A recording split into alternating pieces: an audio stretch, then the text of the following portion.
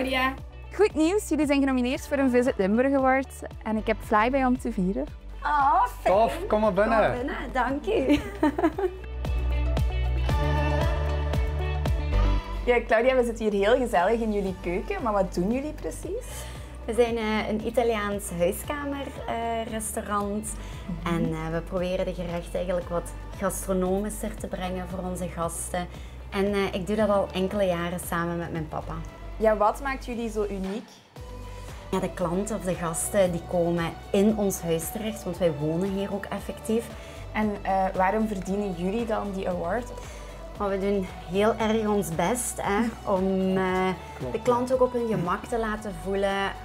Ik denk ook dat ze die warmte wel voelen en dat zou dan heel fijn zijn mochten we die erkenning krijgen van Visit Limburg.